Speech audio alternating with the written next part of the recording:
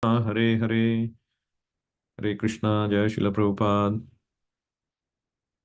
So today we'll be discussing the continuation of the introduction. So Prabhupada has written beautifully the whole introduction of Bhagavad Gita. Actually, it's there in the form of a book. It has so many wonderful concepts that it concisely gives everything we need to know about spirituality, Krishna consciousness, so on and so forth. So today we will cover some of those wonderful topics Prabhupada mentions in the introduction. So the first topic for today is the five truths of Bhagavad Gita. What are the five different truths summarized in Bhagavad Gita? One is Ishvara, second Jiva, third Prakriti, fourth Kala, and fifth is Karma. Ishvara, of course, is the supreme controller, the supreme lord. Then there is Jiva, that is the living entities, the spirit soul. Even though the spirit soul is the part and parcel of God, Ishvara, in this world, we try to act as if we are God. We try to exploit the Prakriti or material nature, which is another energy of God. We are also energy of God, and Prakriti is also energy of God, but we act like the energetic. We act like God and try to exploit nature, and that's when we land into problem. The Lord is infinite, and we are infinitesimal. We have just because we are part and parcel of the Lord, we also have that instincts, that abilities, those qualities like the Lord possesses, but in a minute degree. All the creative power, all the various opulences the Lord has, we also have. Like many of us can be beautiful, rich, intelligent, creative, but the Lord also has all of this, but in unlimited quantity. We can make a skyscraper. We can make an aeroplane which can fly. The Lord can make big, big planets float in the sky. Even though we can make a big aeroplane that can carry 200, 300 people, but we cannot make a small fly or a small bird mimicking a helicopter. We made a helicopter, but the Lord is so intelligent. His intelligence is beyond our ability to comprehend that he can make helicopter in the small bird. You see, hummingbird. It can stay afloat in the sky. It doesn't need engine. It doesn't need the fuel. Of course, the engine, the fuel, everything is there. The Lord has manufactured. Now, that is the unfathomable intelligence, creativity of the Lord. So he's infinite and we are finite. So Ishvara, Jiva, then there is Prakriti, the material nature, which is also controlled by the Lord. Unlike the atheists who think, oh, nature is by themselves, by itself, it is there. They call Mother Nature. They accept nature is exerting control on us, but they don't know who is behind nature. The Lord is behind the nature, the controller. Otherwise, why would there be the laws of nature working immaculately with precision? The sunshine, the moonshine, the laws of physics, the laws that govern these universal bodies, the laws that govern the smallest of the electrons, protons within the atom. Everything is working per law. So if there is a law, there must be a lawmaker. So Ishvara, Prakriti, Jiva, then there is Kala. Kala is the time factor. We are all subject to the time factor. We had been children, now we are in this particular body, particular age. We'll become old. Eventually, we will pass on, we'll die. Sometimes we may be rich, sometimes we may be poor. So, by the course of Kala, we are subject to all these changes. And then there is karma. Karma means our activities or the result of our activities. Sometimes, as I said, we may be rich, sometimes we may be poor, sometimes we may be happy, we may be in distress, and so on and so forth. So these are all the five truths that we will eventually cover in detail as we go along in Bhagavad Gita. The next concept Prabhupada mentions in the introduction is the false ego. The false ego in Sanskrit, it's called ahankar.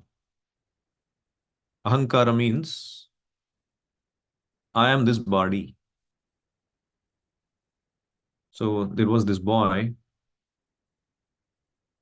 who was doing something to the car,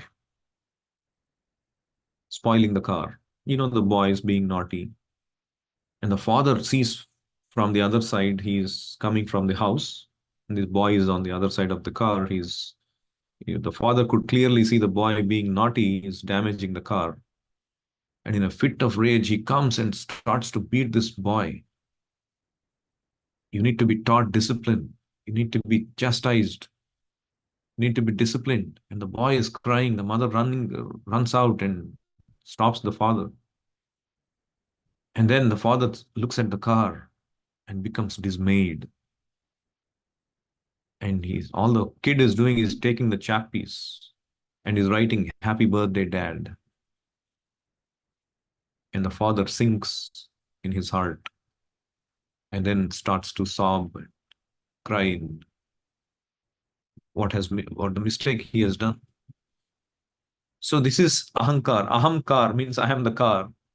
When we think I am this vehicle, and then anything that happens to the vehicle, I become affected.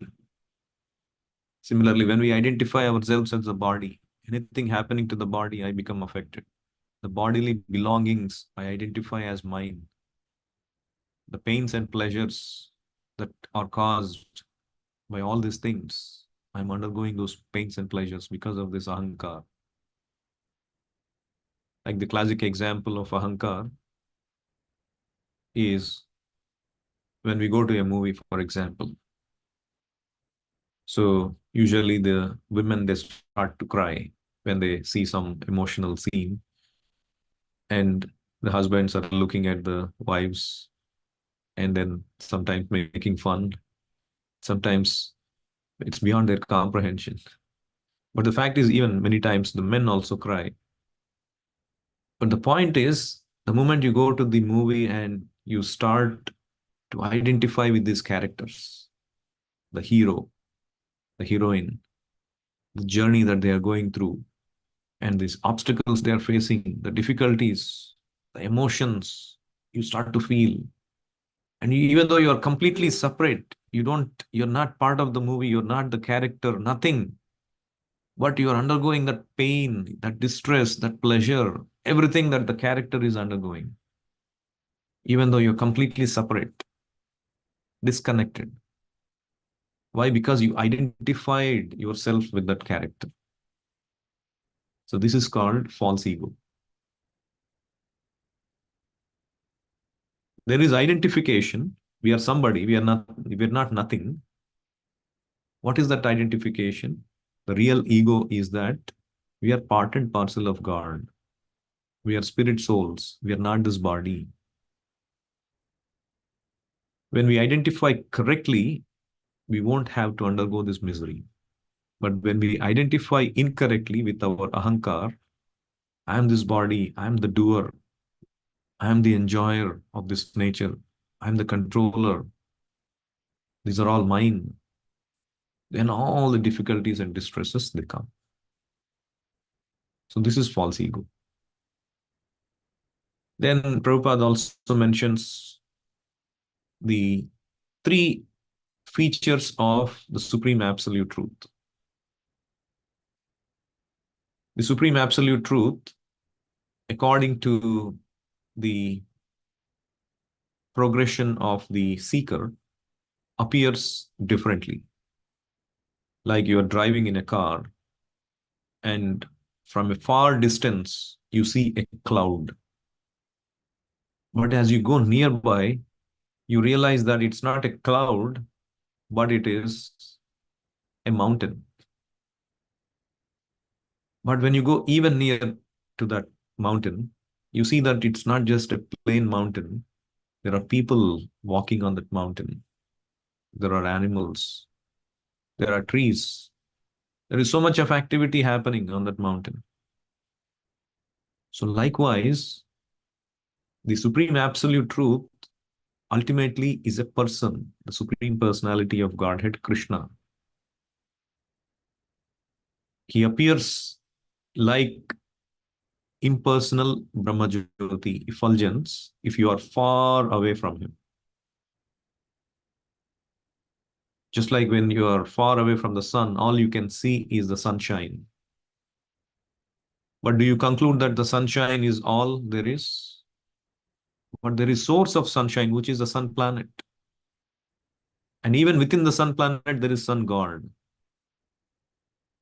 So when you go nearby or when your realization improves progressively, then you go from understanding God to be from impersonal, which the impersonalists and Mayavadis claim. God is impersonal ultimately. When you cross that stage, you consider God to be Paramatma in your heart. And finally, when you even improve further, progress further, you come to the point of understanding God to be a person. And Krishna mentions it in Bhagavad Gita that Mattaha parataram nanyat kinchidasti dhananjaya. There is no truth superior to me as you are seeing in front of you in my form. This is ultimate. So there was one debate conducted between a impersonalist and a personalist, a devotee. So this impersonalist was making the argument.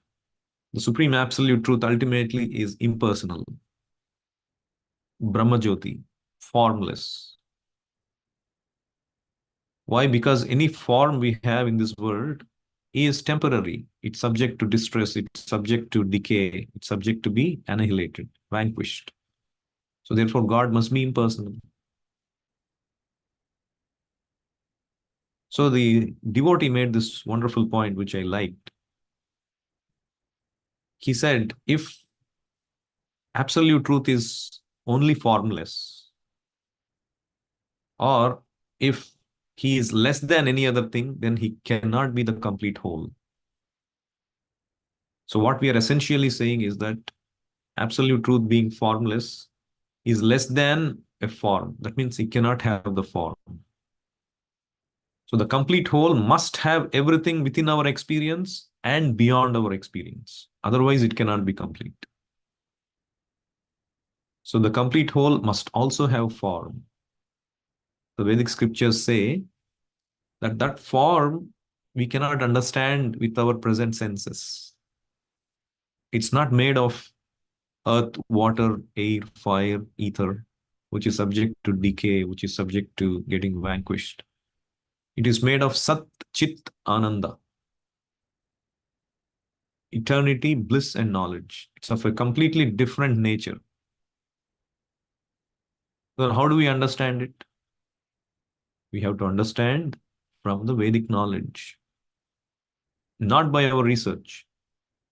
Which brings us to the next concept Prabhupada talks about, very important concept in Bhagavad Gita, which is what are the different ways of acquiring knowledge?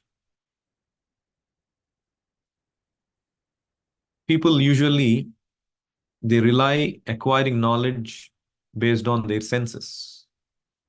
Pratyaksha. Pratyaksha means if you show me, I'll believe it. If I can perceive with my senses, I'll believe it. Otherwise, I'll not believe it.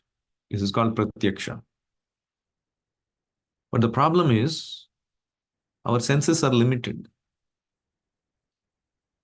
For example, our ears, they have a range of particular frequency, 20 hertz to 20 kilohertz. So if we blow a dog's whistle, there is a dog's whistle which only the dogs can hear. We ourselves cannot hear it. Although all the street dogs will be able to hear it and will come running, but we cannot hear it.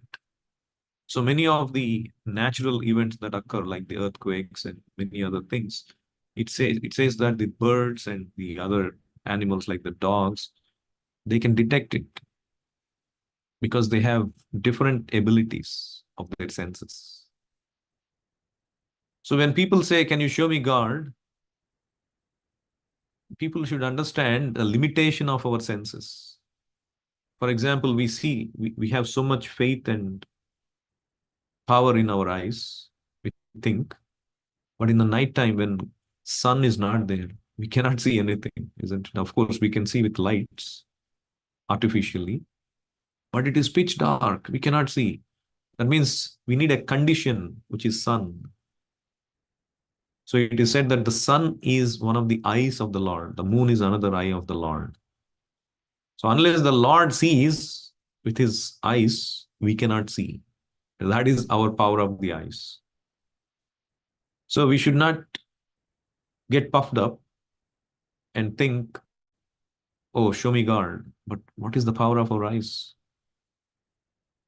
So we should purify our eyes, not materially, but spiritually, in order to be able to perceive the Lord.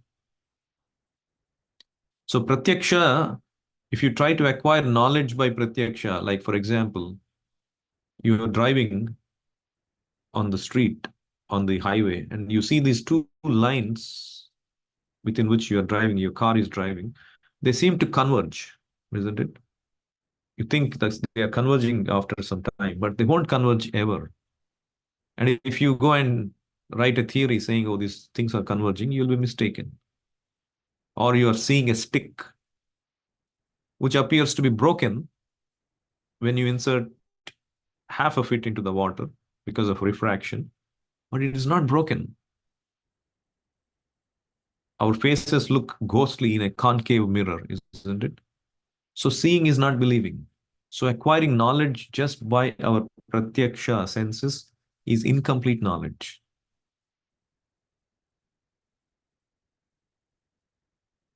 There are four defects Prabhupada mentions that a conditioned soul has. One is we are illusioned. As I said, our senses are limited and we are illusioned. Like we see that stick broken, we see the lines converging. And then we commit mistakes. Like one of the biggest mistakes in the history, there was a plague disease in Europe. So the scientists, they thought they found the cause of this plague disease. And they said, "Oh, this disease is being spread by the cats." So the government at once ordered all the cats in the whole country to be caught and killed to avoid the spreading of the epidemic. But later, within few days, scientists realized their folly and said that, "Oh, the plague was not caused by the cats, but rats." But it was too late. And then the rats started multiplying in large numbers because the cats were wiped out. And that presented another problem. So to commit mistakes.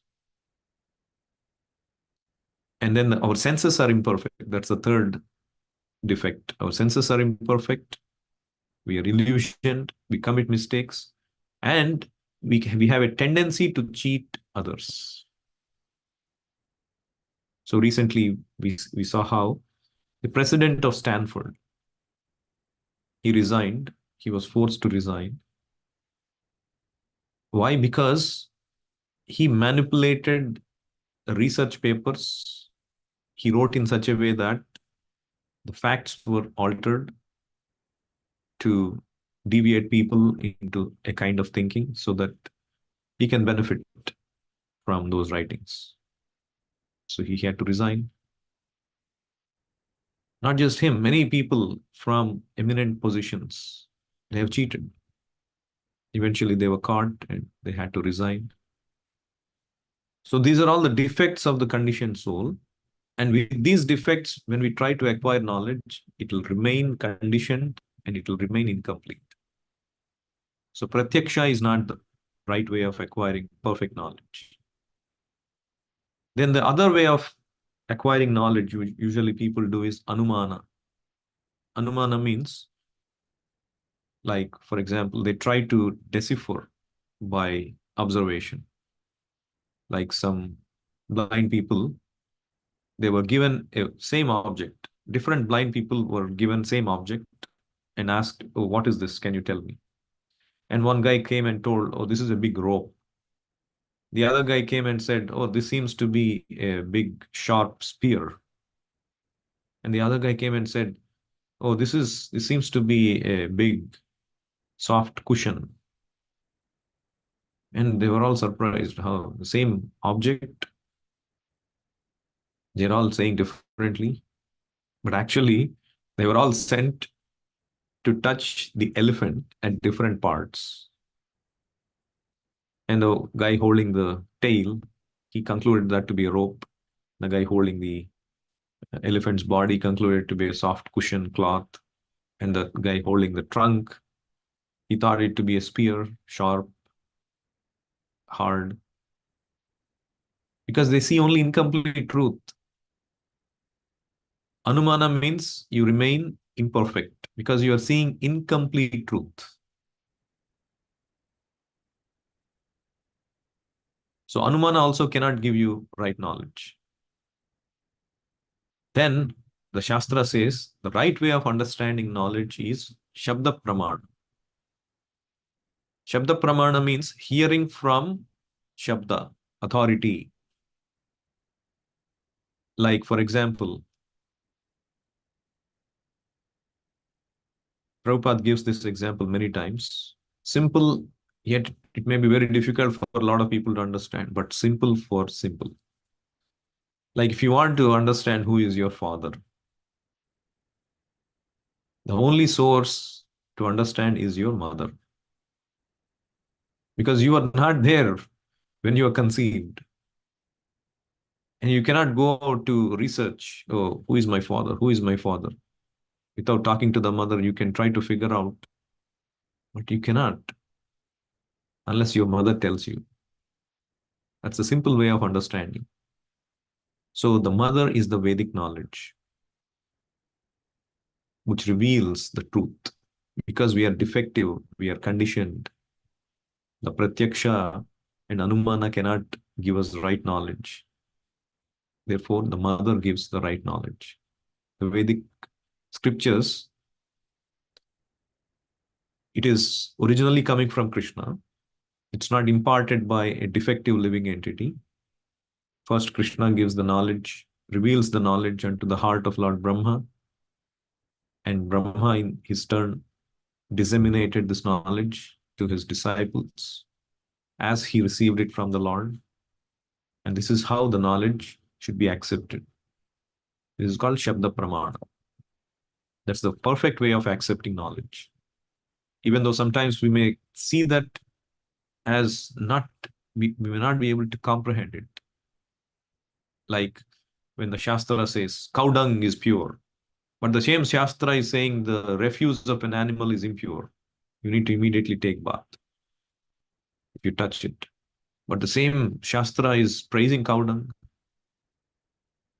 So you may see a contradiction, but there is no contradiction. You can actually verify it. Cow dung is antiseptic.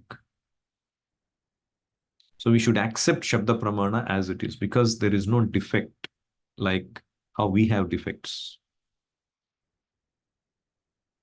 And then the next concept Prabhupada mentions in the purport, in the introduction, is how we should accept things which are set aside in our quota. Like there was this bird, he was flying happily, and suddenly he saw These other birds were all chasing him. And then he was running in fear. He could see that these birds are after him to kill him. And he could not figure out why. And then he was running, he was flying out of fear. And then suddenly he hit upon something, some branch of a tree, and then he continued to fly. And then these birds stopped flying, going after him. And they all swooned down under the tree. And he was very inquisitive. What happened? So far, they had been attacking him, and suddenly they stopped attacking him. And then he turned around and wanted to find out what happened. And then he figured out that while flying in between, he picked a piece of meat. And then these birds who were all vying for that piece of meat, they saw that this bird picked up this meat and they run everywhere. They started to fly after him, attacking him to get that same piece of meat. And then when he hit this tree, that meat fell down and the birds went after that meat. They stopped following him. So like that, Krishna says, or the Isopanishad says that Ishavashyamidam sarvam yatkincha jagatyam jagat tena tyaktena bhunjita magradha kasya svidhanam. When we enjoy things which are set aside by God as our quota, then there won't be any issue. There won't be any problem. Won't be any distress. The moment we cross that quota, which belongs to others, then all kinds of attacks happen. Adhyatmikadi, bhautikadi, daivik kleshas. So Bhagavad Gita says we have to perform yagna because we are in this world constantly trying to get things from this nature, enjoying for ourselves. There's going to be distress. So we have to perform yagna. So the point is that we should understand how to take things which are set aside in our quota. So all of that intricacies will be explained later. And the last concept for today is how Prabhupada mentions the scriptures advise that we should live like humans and not animals. The other day we were driving and the traffic lights turned red. So I was there in the car. So we were seeing this crow had come down onto the road and he was looking around and he picked up some dead creature. So nasty. It was a little bit raining and you can see how nasty things can become during the rain. And then he picked it up and then suddenly he flew and went away. And such a nasty food, isn't it? But certain creatures, they eat that. The Shastra says, Nana yoni brahman kare, kadarya bhakshan kare. Actually, as a spirit soul in this material world, we had been through different species like this, eating horrible, unmentionable things. But having come to this human platform, if we continue to do things, if you only work for sense gratification, like hogs, trying to find stool always. So if we also only work only for our body, eating, sleeping, mating, defending, then we have to go back again to one of these animal species. The human body is the most valuable, given for spiritual advancement, not for living like sense gratification. So that can be done by hearing about Krishna, starting to hear about Krishna, and gradually reviving our lost Krishna consciousness, thereby perfecting our human lives. So that is the last concept for today. I'll stop here. Anyone has any questions or comments, you can unmute and speak up, or if you are on phone, you have to press *6, I believe, to unmute.